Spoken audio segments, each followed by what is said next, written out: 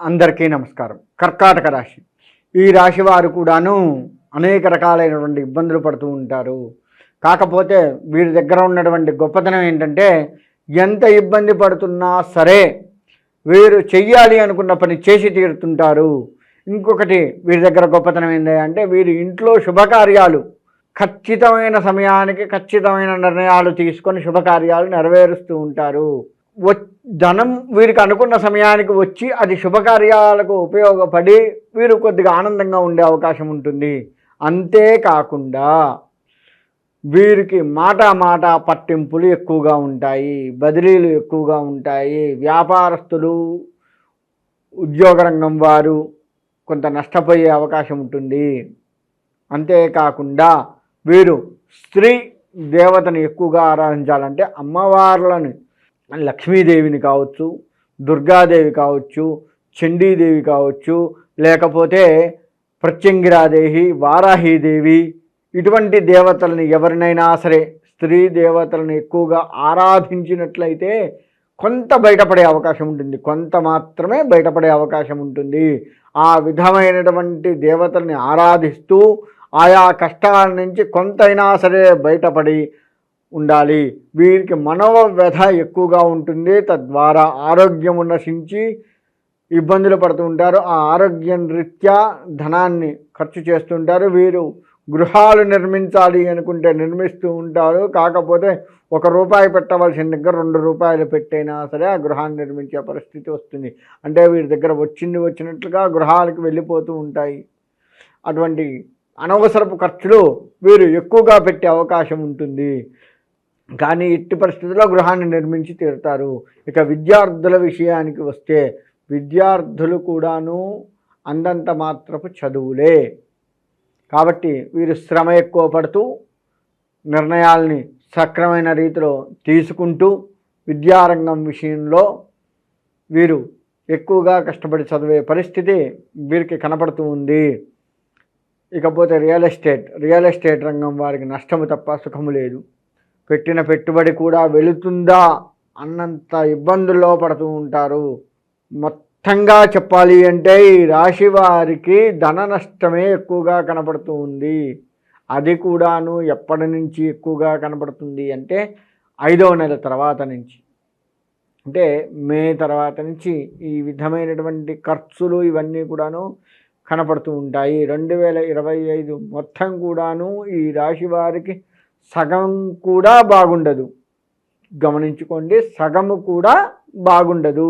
కాబట్టి ఈ రాశివారు స్త్రీ దేవతను ఎక్కువగా పూజిస్తూ అమ్మవారికి సంబంధించి అభిషేకాలు, అర్చనలు, ప్రదక్షిణ నమస్కారాలు ఇటువంటివన్నీ కూడాను ఖచ్చితంగా చేయిస్తూ ఉండాలి. లక్ష్మీదేవికి సంబంధించి వీరు బాగా పూజలు చేస్తూ ఉండాలి. లక్ష్మీనారాయణులను ఇద్దరినీ కూడాను పూజించాలి. ఒక్క లక్ష్మీదేవి కాదు, లక్ష్మీనారాయణులని ఇద్దరినీ కూడా పూజించాలి.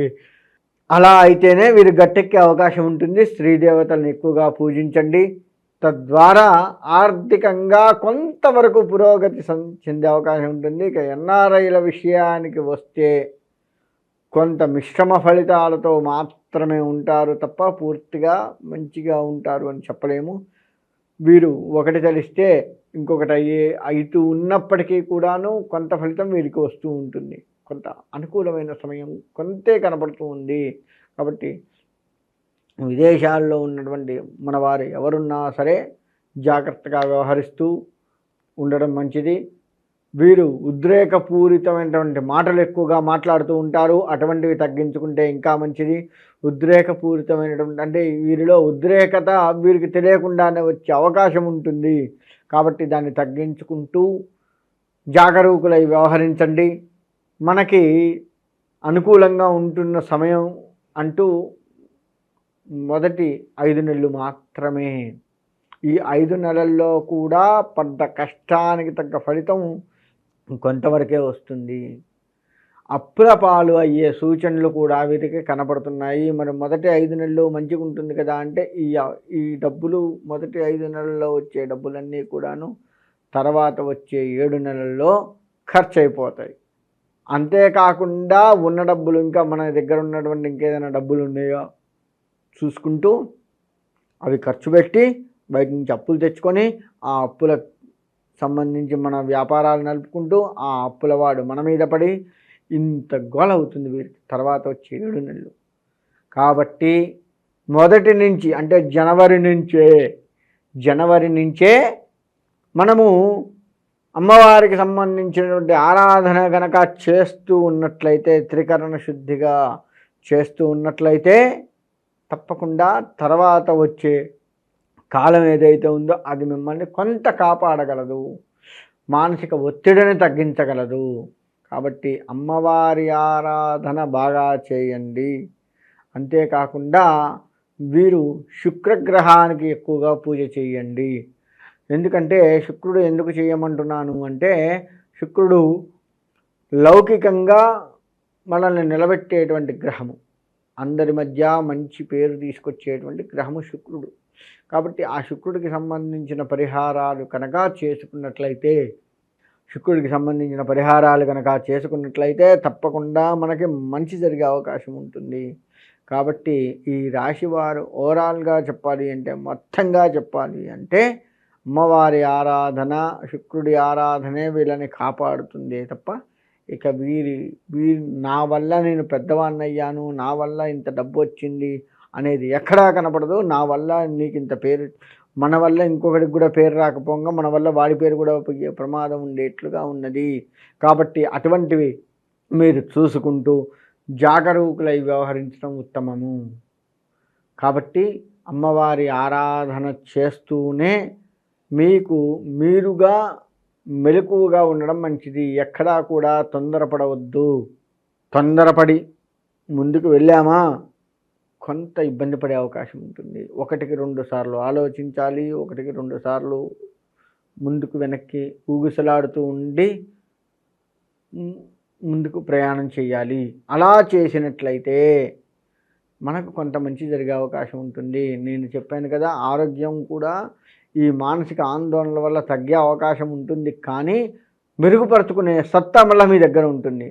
కాబట్టి ఆరోగ్య విషయంలో కూడా కొంత జాగ్రత్త వహిస్తూ మీరు తీసుకునే ఆలోచనలు, మీరు తీసుకునే ప్రయాణాలు కావచ్చు, వ్యాపార బదిలీల్లో కావచ్చు, ఇక ఏదైనా కావచ్చు, వ్యాపార ప్రారంభం చేసే విషయాలు కావచ్చు, గృహ నిర్మాణాల విషయం కావచ్చు, అన్ని రంగాల వారు, రాజకీయ రంగం వారికి కూడా ఎదురు దెబ్బ తగిలే అవకాశం ఉంటుంది. మధ్యలోనే రాజకీయ రంగానికి మనము స్వస్తి చెప్పే అవకాశాలు కూడా కనపడుతూ ఉన్నాయి. కాబట్టి ఈ రాశి వారు అన్ని రకాలుగా జాగ్రత్త వహిస్తూ ఉండడమే ఎంతైనా ఉత్తమము. లేదు అంటే ఇబ్బంది పడే అవకాశం ఉంటుంది. కాబట్టి మన మాట, మన నడవడిక చాలా జాగ్రత్తగా ఉన్నట్లయితే పురోగభివృద్ధి ఉంటుంది. ఆ విధంగా ఉండి ఆ అమ్మవారి అనుగ్రహాన్ని పొంది సంవత్సరం మొత్తం కూడాను సుఖంగా ఉండాలని కోరుకుంటూ సెలవు తీసుకుంటున్నాను.